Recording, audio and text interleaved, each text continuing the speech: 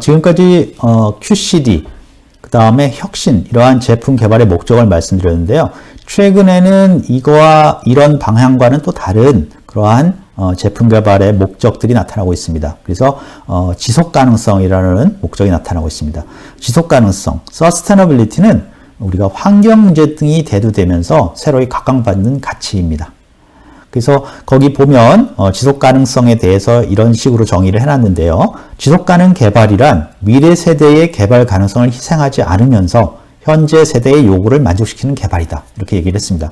미래 세대의 개발 가능성을 희생시키지 않는다는 얘기는 결과적으로 자원을 낭비하지 않고 또는 환경을 오염시키지 않고 우리가 원하는, 현 세대에 원하는 요구에 맞는 것들을 개발해서 제공해야 된다. 그런 뜻이죠.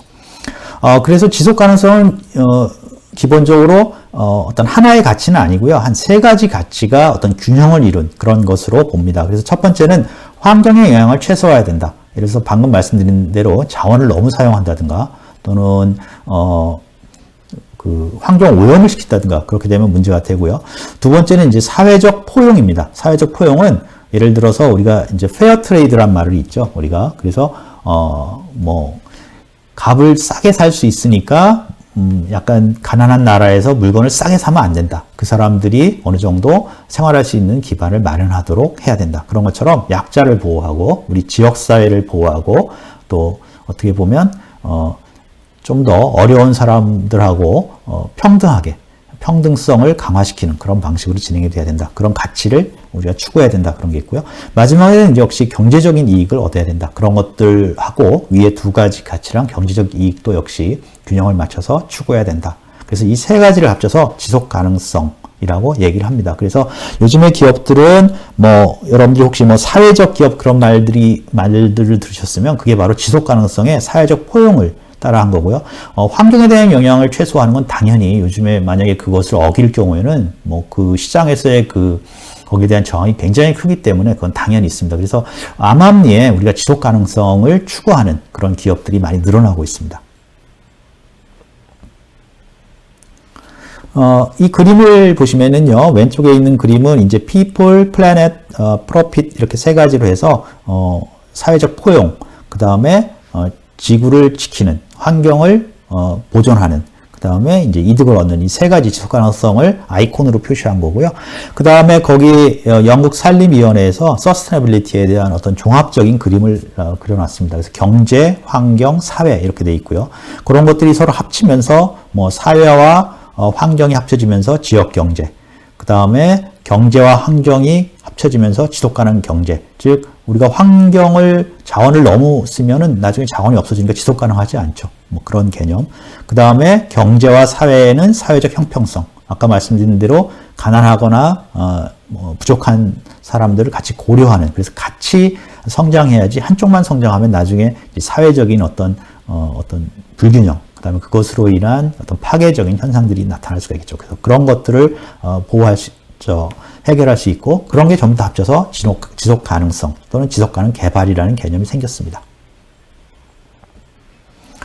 그래서 지속 가능성의 예를 몇 개의 제품으로 한번 살펴보면은요. 첫 번째는 잘 보시면 아시겠지만 3D 프린터로 어떤 케이스를 만든 다음에 우리가 박이라고 그러죠. 우리 물 떠먹는 박이죠. 속을 판 다음에 그런 박을 그 케이스에 맞춰서 자라게 해서 그것으로 우리가 물컵을 만드는 경우입니다. 그래서 이렇게 되면 이제 플라스틱 문제 같은 걸 해결할 수가 있는 거죠. 그 다음에 다시 또 이게 썩으니까 재활용될 수 있고요.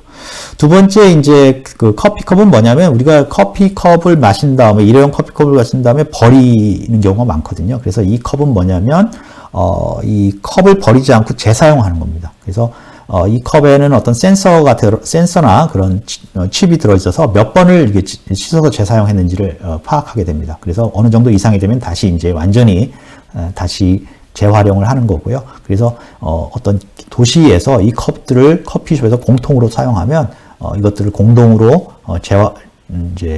다시 씻어서 다시 사용하고 그렇게 하는 그런 컵입니다. 그 다음에 마지막에 보여져 있는 것은 등입니다. LED 등인데 이거의 특징은 어떤 식용유 같은 거를 태우면 그 열이 나고 그 열에 의해서 전기를 발생시켜서 LED 등을 밝히는 겁니다. 즉 우리가 뭐 인도네시아나 오지에 있는 사람들이 불이 없어서 밤에 굉장히 고생을 하겠죠. 그래서 그런 것들을 해결해 주기 위해서 만들어진, 우리나라에서 만들어진 제품입니다. 즉, 이 제품은 물론 이제 이익도 바라보겠지만 그러한 사회적 포용을 생각하는 그런 지속 가능성의 한 방향이라고 볼 수가 있습니다. 이 그림은 이제 지속 가능성을 어떻게 그러면 구체화할 수 있느냐, 제품 개발에서 그 내용을 보여주는 그림인데요. 이 그림은 크레들 투 크레들이라는 굉장히 유명한 책이 있습니다. 그 책에 있는 내용을 저희가 가시화, 그림으로 한번 표현해 보는데요.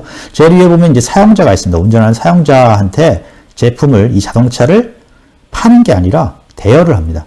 그러니까 이 자동차를 쓰세요. 비용을 어느 정도 내고 쓰고 난 다음에 다 쓴 다음에 저희한테 돌려주세요. 그럽니다. 이제 반납하는 거고요. 그럼 훨씬 더 경제적으로 그걸 그냥 버리거나 하지 않고 재활용할 가능성이 높아집니다. 그 다음에 그 자동차를 보면 반으로 나눠져 있습니다. 하나는 기술적 순환 부품이라는 게 있고, 하나는 자연순환 부품이 있습니다. 자연순환 부품은 뭐 간단히 말씀드리면 자연에서 썩을 수 있는, 썩으면 다시 이제 재활용이 되는 거죠. 자연 사이클을 통해서. 그래서 재활용된 걸 다시 사용할 수 있게 하는 거고요.